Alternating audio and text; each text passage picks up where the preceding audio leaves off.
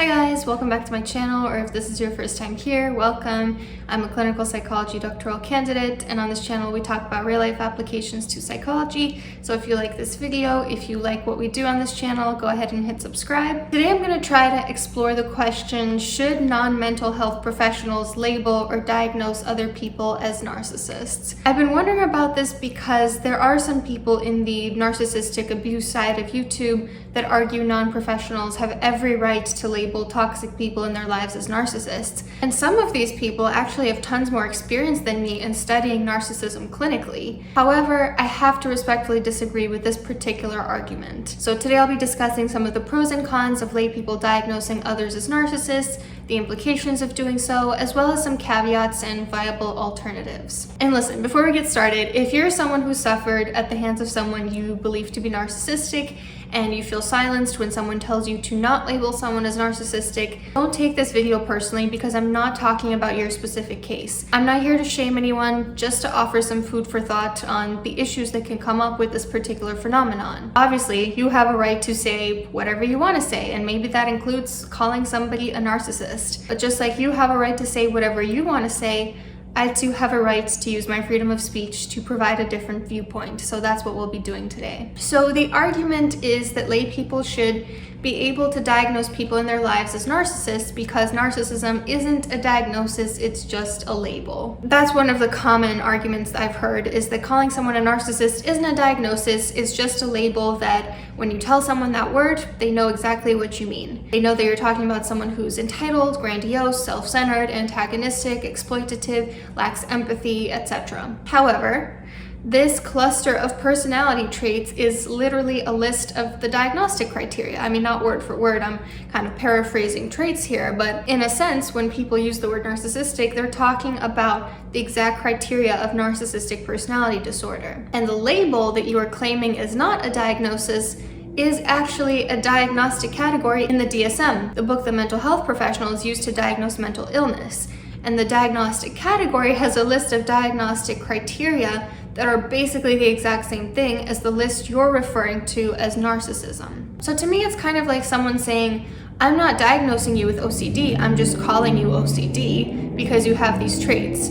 And then you list exactly the particular criteria for OCD. You're doing the exact same thing that you're claiming you're not doing. And it can actually be very harmful because it trivializes an actual disorder, makes it seem like an everyday colloquial term rather than something with very specific meaning. So when people say, I'm not diagnosing, I'm just calling it as I see it, the way I see it is, it basically is the same thing as giving an informal diagnosis. And what is the issue with this? One issue is that when lay people make informal diagnoses, it's often not accurate. And that's because they don't have the same training as mental health professionals to make accurate diagnoses. They don't have a good baseline of what's pathological and what's within normal bounds because they don't have the same clinical experience as mental health professionals. They don't always have enough information to determine whether this person is actually narcissistic in all areas of their life, and they're often not objective. So let's start with the first reason. Lay people don't have the same training to make accurate diagnoses.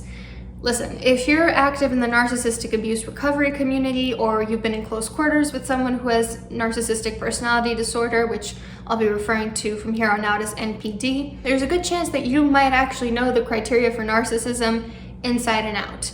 And in some cases, you might have done so much independent research and learned from actual professionals to such a degree that maybe you actually know more about this diagnosis than some mental health professionals who don't study or work with narcissism. However, because you're not formally trained in it, we have no way of determining who is actually using the term accurately and who is simply throwing around a buzzword that they heard on TikTok. That is why mental health professionals go to school and get degrees and certifications and licensures so that we know that they know what they're talking about, so that there's some form of standardization about who can make these diagnoses. The second reason why lay people making diagnoses isn't always accurate is that lay people don't always have a good baseline of what's pathological and what's within normal bounds. One of the hardest things, in my opinion, about being a mental health professional is using your clinical judgment to determine Is this person behaving or thinking in a way that's normal, or do they have certain traits or tendencies of a certain mental or personality disorder,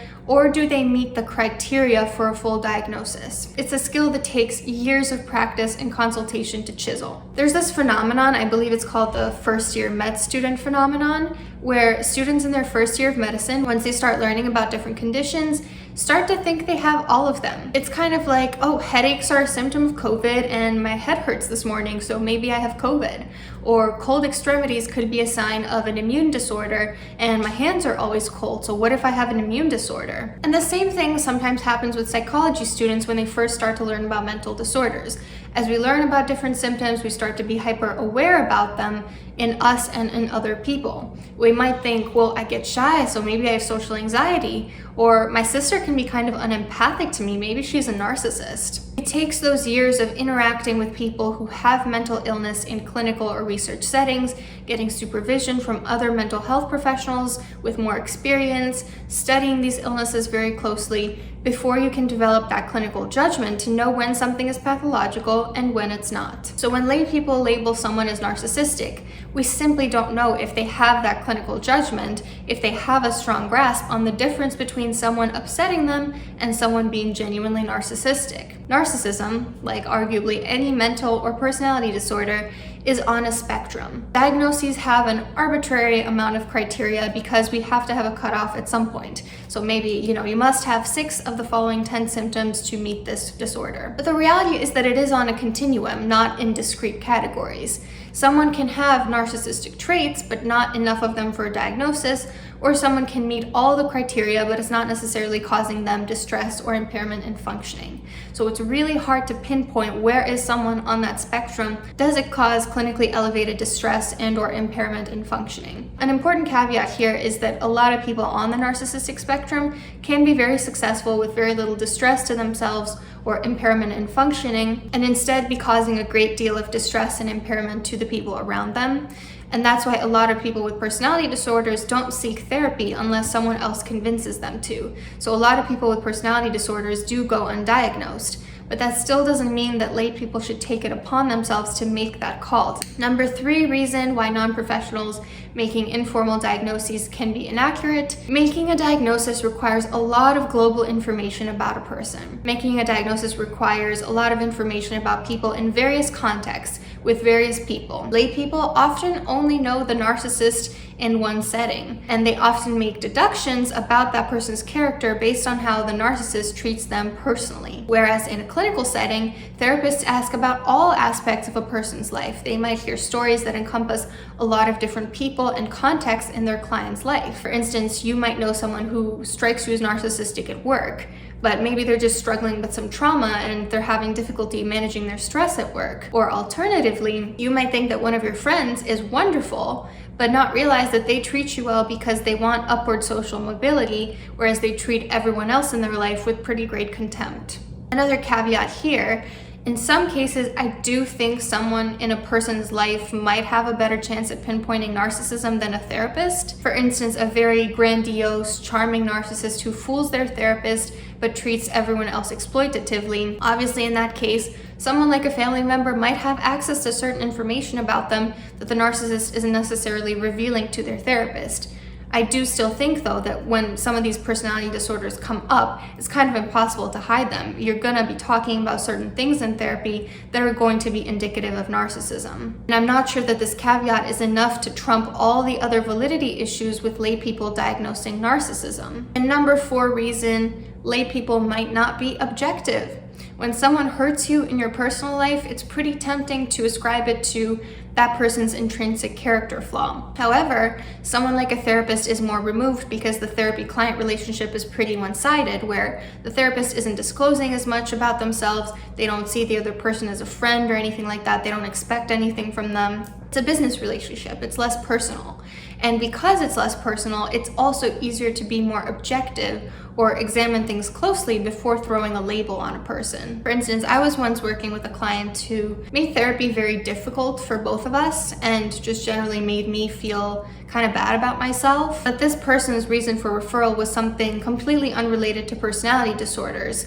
and I consulted with about 4 supervisors on this specific case, and each and every one of them had the same thought. It sounds like this person has a personality disorder. And I was very wary of informally labeling this person with narcissism because I didn't want the way they made me feel to influence my therapeutic judgment of them. I didn't want it to be like, this person made me feel bad, so they must be a narcissist. But if it had been someone in my personal life, to be honest, I probably would have been more inclined to call them a narcissist. I probably would have taken it more personally. So I just don't think that we can be as objective about the people in our personal lives as we think we are. It's a very common phenomenon where people have an interpersonal conflict, whether it be a breakup, a friend breakup, a conflict at work. And because we're so emotionally heightened at that point in our life, it can be tempting to say, well, this person's a narcissist. Sometimes that might be true, but sometimes it might be our emotions clouding our objectivity. It hurts to hear, but just because someone treats us poorly or wronged us in some way doesn't automatically make them a narcissist. Every single one of us has at some point treated someone poorly or wronged someone. So this is why lay people diagnosing narcissism can be inaccurate, might not be valid. But what are some of the other dangers of doing so? First one is reverse victimization. In my video on people playing the victim, I discuss reverse victimization at length. It's kind of when someone victimizes another person or in some way causes them suffering and then accuses the actual victim of being the aggressor. So for instance, someone's really disrespectful to you, really rude and antagonistic, and when you call them out or set a boundary, they act like you wronged them. This is an emotional abuse tactic that is used by a lot of people with personality disorders. I've seen and heard a lot of textbook reverse victimization, and sometimes it involves people who are objectively speaking narcissistic, accusing their victims of being narcissistic. And it's something that I keep in the back of my head quite a lot when I'm watching YouTube videos on narcissism and I'm reading the comments, because a lot of those comments are filled with a great deal of anger and aggression. A lot of them point a lot of fingers at a lot of different people, and I'm often very curious, what percentage of these people are victims of narcissistic abuse, and what percentage are narcissists themselves blaming everyone but themselves?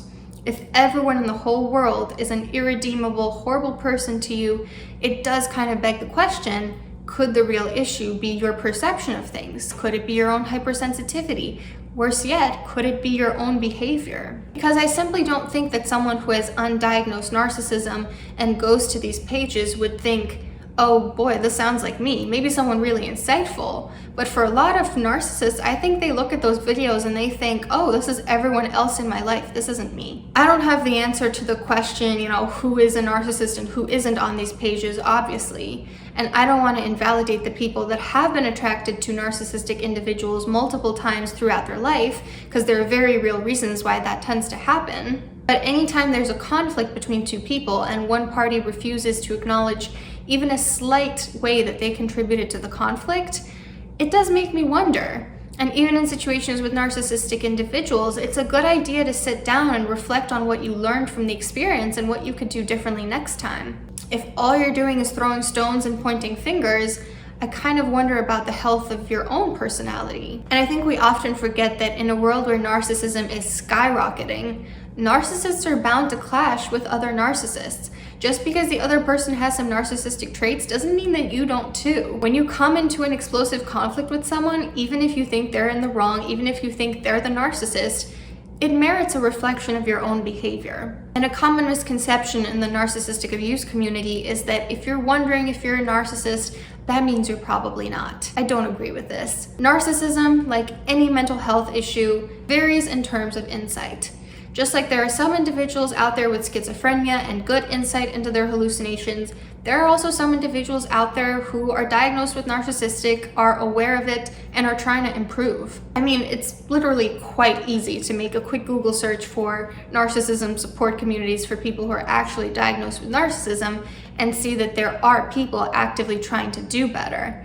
I'm not saying that the majority of narcissists are this insightful, but it's flat out wrong to declare that none of them are, and to completely exculpate someone from acknowledging the error in their own ways because, well, if you're thinking about it, you must not be a narcissist. So yeah, I'm not a big fan of this notion that all narcissists lack insight when it's used to exculpate insightful, high-functioning narcissists playing the victim about people that they actually victimized. A second danger of people who are not mental health professionals diagnosing narcissism is it spreads a lot of stigma and misinformation. I've seen a lot of really hateful comments on narcissistic abuse recovery channels directed at narcissists, such as these. This one unfortunately spreads the common misconception that narcissism can't be treated. Now, yes, it's true that personality disorders can be very treatment resistant, that they're possibly the hardest mental health issue to remit, and that lay people are extremely unlikely to cause someone to change who has a personality disorder without that person having formal treatment and being committed to it. But research shows that personality disorders are not impossible to change. It's just tough. It's incredibly harmful to sentence someone to a lifetime of hopelessness and also to insinuate a human being is the literal devil. If you are that quick to dehumanize someone, I have to wonder who is actually lacking in empathy here. And I know a lot of the people who have come into contact with people with narcissism have been very deeply hurt by those people and emotionally abused sometimes, and I completely empathize with that. But that doesn't necessarily mean it's okay to say things like that about an entire group of people. It's our responsibility to work through our own emotions and to regulate those. Another one, again, this misconception that narcissism can never change, and also the conflation of sadism and narcissism. Sadism, if you don't know, is deriving pleasure from someone's pain, and it is not a criterion of narcissism, although there may occasionally be comorbidity between the two, but to conflate the two is flat out misinformation. This one, again, the dehumanization of an entire category of people. I understand when someone's abusive causes an immense amount of suffering to other people. It's a normal reaction for the victim to get emotional, to feel angry, to have compassion fatigue. But anytime you dehumanize an entire group of people, that is an extremely dangerous path. No matter how horrible a person is, if you lose sight of their humanity, you yourself are at risk of becoming the abuser you believe them to be. And this last one kind of shows the same kind of misconceptions, that narcissists are beyond help and that they're flat out evil. You get the idea. And if narcissism holds stigma and lay people are given the right to throw around the term narcissism to whoever, that can cause a lot of harm. It can lead to a lot of people accusing each other of narcissism as an insult when it's both inaccurate and stigmatizing, and in turn, hurting a lot of people. The fact of the matter is, you don't see a whole lot of mental health professionals speaking this way about people with personality disorders because our job is to see the humanity in the person in front of us, regardless of what they've done, to help them rather than condemn them. But when you give lay people the right to accuse anyone of narcissism, and you have these kind of harmful misconceptions about narcissism being endorsed, it leaves everyone vulnerable to being dehumanized. Anyone can attack anyone. Anyone can dehumanize you. You can dehumanize anyone. But now I also want to touch on the pros of lay people calling others narcissists, because I'd be lying if I ignored the ways that it can be helpful for people. For a lot of people, it helps them understand what they've been going through. Giving a name to a phenomenon can be incredibly illuminating. It's like when someone has a mental or medical issue and they go to the doctor and finally get their accurate diagnosis. You feel less alone, you realize that it all ties together, you're able to connect with other people going through the same thing, certain experiences suddenly make a lot of sense, and so on. I believe this is the case for a lot of people who have suffered at the hands of narcissists. Once they connect the dots and find a name for what they've been experiencing, it provides a certain comfort, some insight, some support. It allows them to turn to another person and say, my ex was a narcissist, and for the other person to know exactly what they mean by that. It can also be validating. I will say I've worked with clients who, based on the things they were describing about a certain person in their life, it sounded like that person was a textbook narcissist. And I'm always a little wary about using the actual label because I don't actually know this person. I've never met them. My only knowledge of them is from the subjective lens of my client, and it doesn't necessarily reflect a global objective appraisal of this person. But it was extremely tempting to shake my client and go, this person sounds like they have NPD, the emotional abuse that you're experiencing is textbook, this is not your fault. There are ways to validate a therapy client without labeling the other person, but when someone first discovers narcissism and all that it entails, I know how validating it can feel. I myself have come across what I believe to be a fair share of narcissists in my life, and I still remember how incredible that first aha moment was. To finally put a name to the stonewalling, the guilt tripping, the smear campaigns, It was incredibly powerful. I no longer felt like my experience was one bad, inexplicable interaction. It suddenly made sense. For instance, I never used to understand why this one person from my past would give me the silent treatment for hours and days at a time when he didn't like something that I said. I didn't understand that was stonewalling. I was so hurt and confused when he tried to turn my friends against me after I went no contact. I didn't know that was a smear campaign. And I realized that I'm not the most objective person to label this person a narcissist, but it sure does feel validating to know in the back of my head that there's a name for every single thing that happened and that it all ties together under this label of narcissism, and that this is textbook behavior of a narcissist and not something that I experienced alone in this world. However, you don't need a label to feel validated about your experience that someone has caused you suffering. Oftentimes when someone hurts us, we toss and turn trying to figure out whether they're a narcissist. And the truth is, it doesn't change a single thing. If someone guilt trips you or plays the victim or stonewalls you or criticizes you or smears your name, it doesn't make one bit of a difference whether you call them a narcissist or not. Their behavior is still the same. The effect of their behavior on you is still the same. The pain that they caused you is still the same. You deserve justice all the same. Your options are still the same: to set boundaries, to gray rock, or to go no contact. It does not matter whether this is actually someone who's technically called a narcissist or whether they're just an average Joe going through a rough time. If they disrespect or hurt you, you still have just as much of a right to cut them off and heal. And here's another thing. Whether or not they're technically a narcissist, they still deserve to be treated like a human being. They still deserve to work through their own traumas and to change their ways for the better. I'm not saying you have to believe this now when your traumas are fresh, but hopefully somewhere down the line you'll agree with this sentiment. So if calling someone a narcissist can be harmful, what are some viable alternatives? One that I like is toxic, because the definition of toxicity is something or someone that causes you harm that isn't good for you. It's a highly subjective word to use for people, but that's the beauty of it. We don't need to find a common understanding about what toxicity means for me versus what it means for you. All I need to know is this person was toxic by your standards. If someone is bad for you, they mistreat you, they hinder your well-being, you can't go wrong by calling someone toxic instead of a narcissist. Another word you could use is emotionally abusive, or I guess 2 words. While many people with NPD can be emotionally abusive, not all people with NPD are emotionally abusive, and not all emotionally abusive people have a personality disorder. So if what you're noticing in someone is emotional abuse, call that person emotionally abusive, but don't conflate emotional abuse with narcissism, because they're not always the same thing. Another thing you could do is label the behaviors, not the person. You can call out specific abuse tactics or behaviors that are in line with narcissism. Like I said earlier, I don't feel completely comfortable calling people from my past narcissists, but I do feel comfortable labeling word salads, blame shifting, playing the victim, smear campaigns, stonewalling, triangulation, list goes on. You can absolutely learn about these terms and accurately use them without taking on the role of a diagnostic psychologist. It's kind of like the difference between a layperson saying, I think you have lupus, versus a layperson saying, I'm noticing X, Y, and Z symptom, which could be lupus. I feel like I'm pronouncing that wrong, whatever. Another option you have is to express concern that someone might be narcissistic, to, talk about whether they might be, but don't necessarily shout it from the rooftops with confidence. I don't think there's anything wrong with wondering whether someone is narcissistic, so long as you don't frame it as a fact and you're not doing it publicly. The other day, my partner and I were talking about someone that caused us a great deal of suffering recently. And I said, this person will just not leave us alone. It's like every time we try to